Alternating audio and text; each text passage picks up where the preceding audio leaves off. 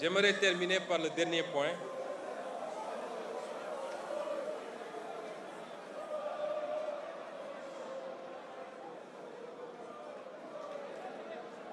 J'aimerais terminer par le dernier point.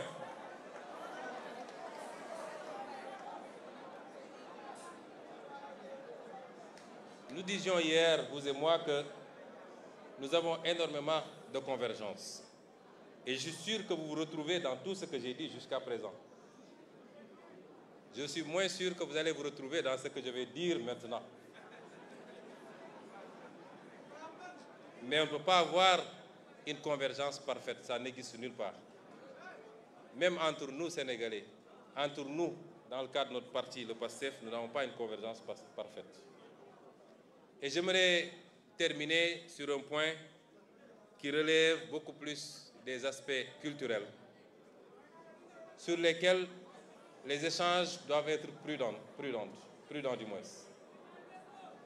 Sur l'aspect culturel, qui relève souvent de la foi et qui déclenche beaucoup de passion, chaque peuple doit se donner les moyens de respecter les autres peuples dans leurs croyances et leurs convictions.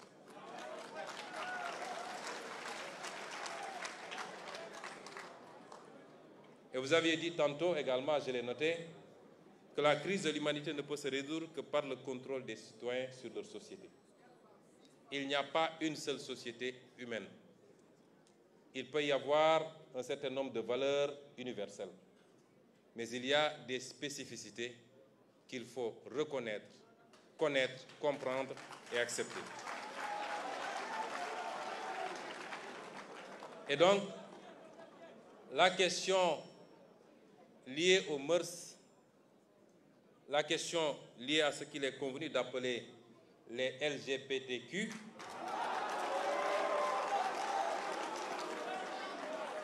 risque d'être le prochain casus belli entre le monde occidental et le reste du globe terrestre si elle continue à être posée de cette façon. Cette question subitement érigée en débat prioritaire au sein des opinions occidentales que nous respectons quand ça relève de leur réalité.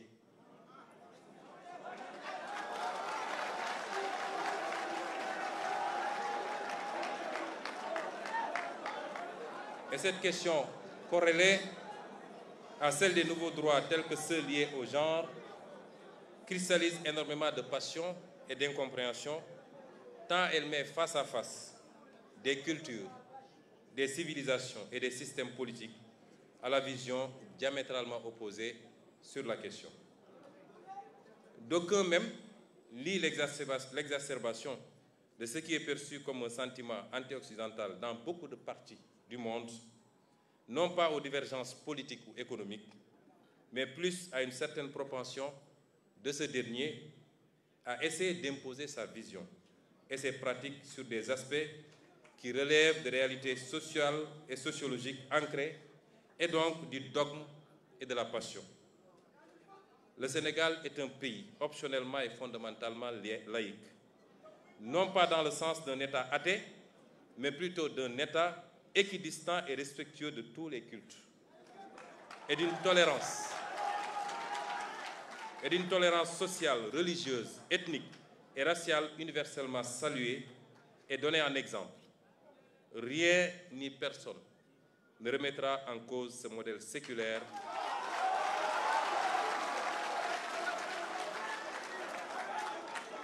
qui précède même l'avènement de l'État sénégalais moderne. Cependant, même si nous partageons une ossature universelle de la laïcité, chaque société l'adapte à son contexte et à ses réalités socioculturelles. Celle du Sénégal, je viens de le rappeler, n'est pas faite de séparation rigide de l'État et de la religion, mais d'une complémentarité contenue faisant de l'État un acteur assumé du fait religieux qu'il encadre et finance même, et des religieux, des régulateurs sociaux indispensables à l'apaisement et à la stabilisation de la vie politique et sociale. Ceci est rendu possible et même indispensable par la texture socioculturelle du peuple sénégalais, au sein duquel le spirituel occupe une place importante, chrétiens, musulmans ou adeptes des religions traditionnelles confondues.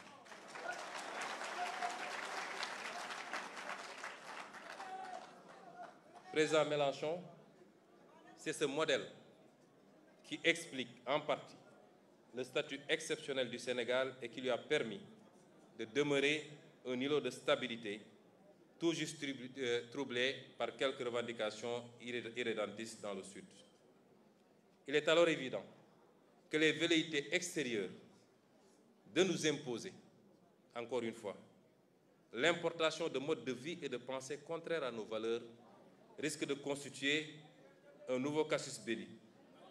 La question du genre, par exemple, revient régulièrement dans les programmes de la majorité des institutions internationales et dans les rapports bilatéraux, même souvent comme une conditionnalité pour différents partenariats financiers.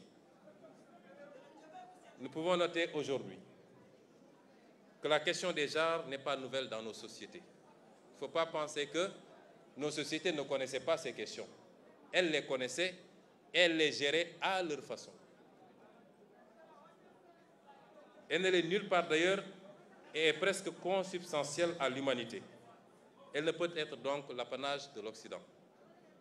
Chaque société, comme je le disais, a établi et perpétue librement ses mécanismes d'absorption des faits sociaux qu'il faut respecter dans la limite de l'humainement raisonnable. Par exemple, la France interdit la polygamie. Le polygame que je suis serait un hors-la-loi en France. Eh bien, si aujourd'hui, dans notre société, le phénomène dont je viens de parler n'est pas accepté, il est toléré. Et le plus grand danger que peuvent encourir les membres de ces communautés, c'est la propagande qu'on veut nous imposer. Parce que depuis l'aube des temps jusqu'à présent, les sociétés ont vécu avec ces phénomènes et il n'y a jamais eu de persécution, ni ici au Sénégal, ni nulle part en Afrique. Jamais eu de persécution contre ces communautés. Chaque peuple a connu ces phénomènes au point de lui trouver des concordances sémantiques. Ici au Sénégal, on dit Gor Djiguen. Ce n'est pas tombé du ciel, c'est parce que ça existe.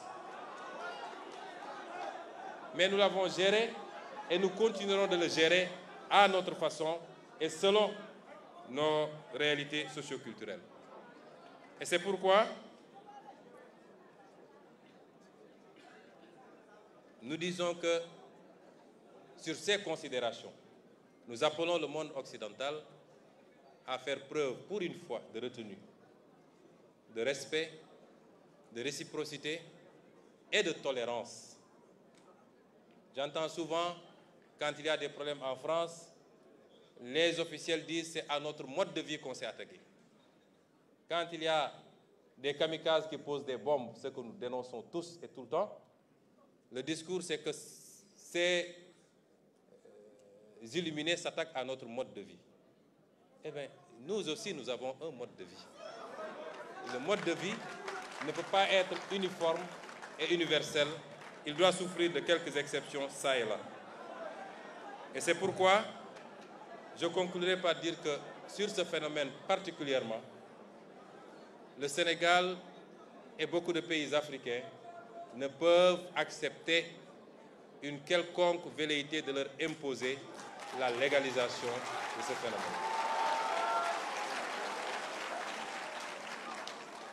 Pour conclure, je dirais que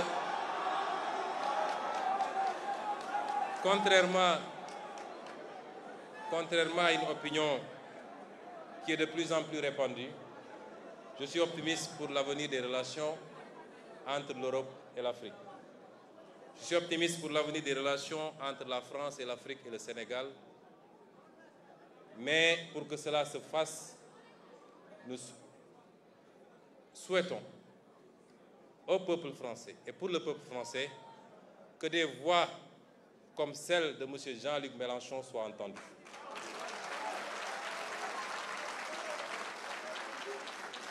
qu'un discours éclairé, réaliste, qui tienne compte des évolutions remarquables de ces dernières décennies et qui marque un tournant que seule l'élite européenne ne comprend pas encore, il est important que ce discours soit entendu. Je ne suis pas en train de m'immiscer dans la politique intérieure française. J'ai la réputation d'avoir pu élire des maires et des députés et un président de la République au Sénégal. J'ose espérer, c'est exagéré, je n'ai élu personne, c'est le fruit d'un travail collectif acharné. Mais j'ose espérer que cette prédiction se réalise lors des prochaines élections présidentielles en France en 2027 et que les insoumis puissent être nos correspondants à partir de ce moment pour qu'ensemble nous puissions faire les pas importants que nous devons faire. Je vous remercie.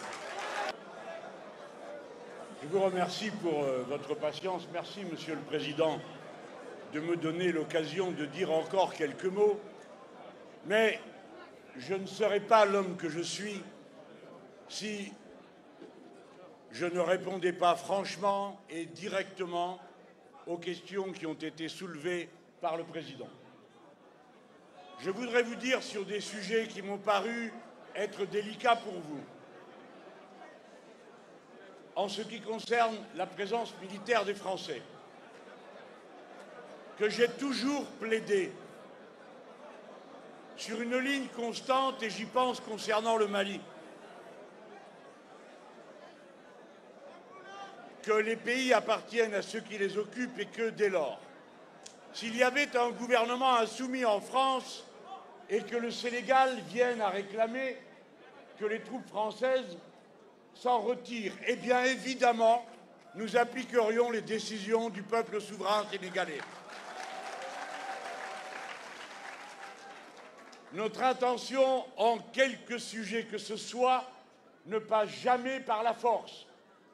Et les relations bilatérales doivent être toujours des relations consenties mutuellement.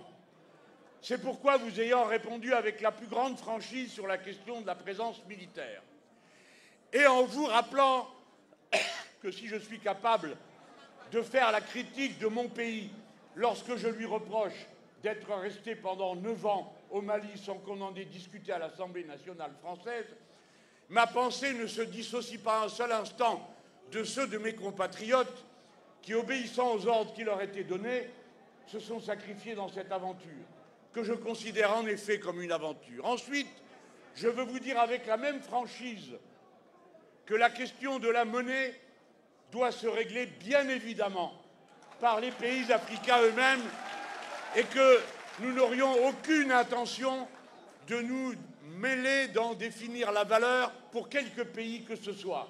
Mais nous savons, et c'est là qu'il faut réfléchir plus profondément, qu'en oubliant que nous sommes bien sûr les représentants de nations et des peuples amoureux de notre propre histoire, mais que nous sommes aussi unis par des causes communes.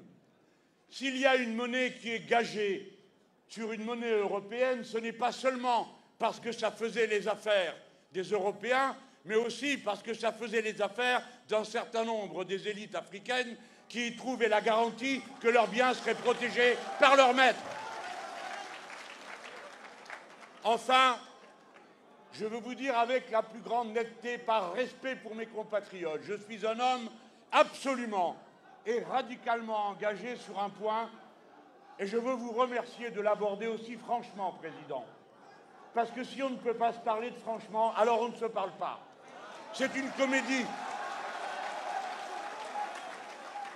Nous venons de dire sur quoi nous sommes d'accord. Je crois que vous l'avez entendu.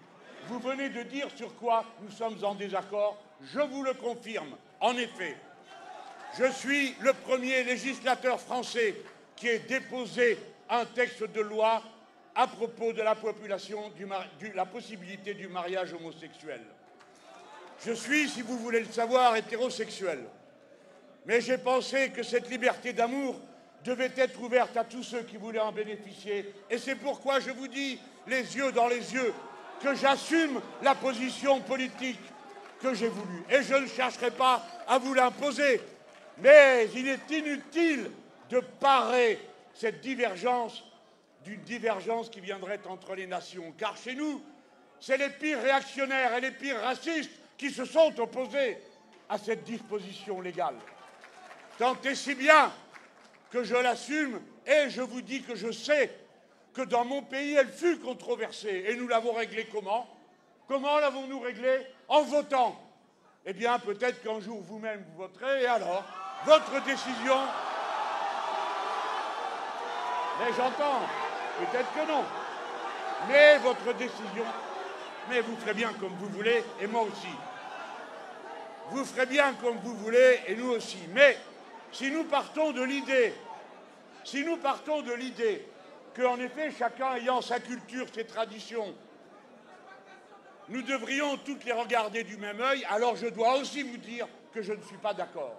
Bien sûr, pour terminer sur le sujet, je sais que les Français n'ont pas trop de leçons à donner sur la polygamie pour ce qui concerne les pratiques présidentielles.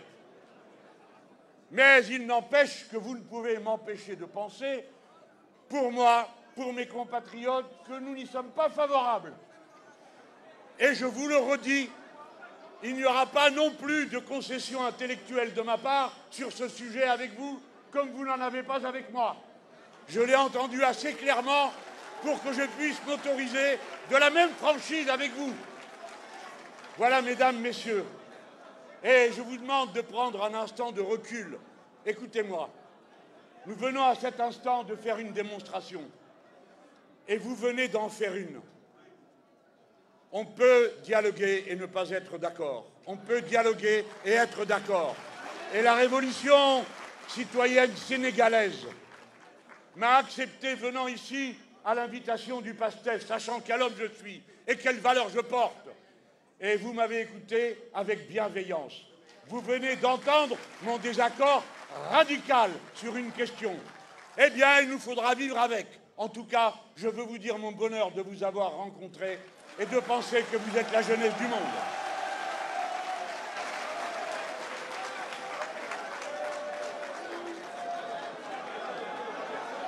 Merci. Nous voici donc au terme de notre agréable journée. Et ce que je retiens, c'est ce que le président Mélenchon a dit. Qu'il est possible de dialoguer de tout, de constater nos désaccords et de capitaliser sur nos convergences. Et c'est là où le bas blesse, malheureusement. Nous vous concédons votre désaccord sur la polygamie. Ce qui ne nous empêchera pas de débarquer à Paris avec les deux dames.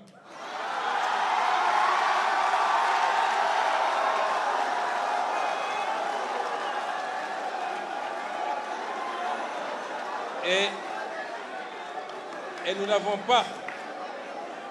pas la prétention de nous prononcer ou d'interpeller sur votre liberté de légiférer, soit pour ou contre un phénomène.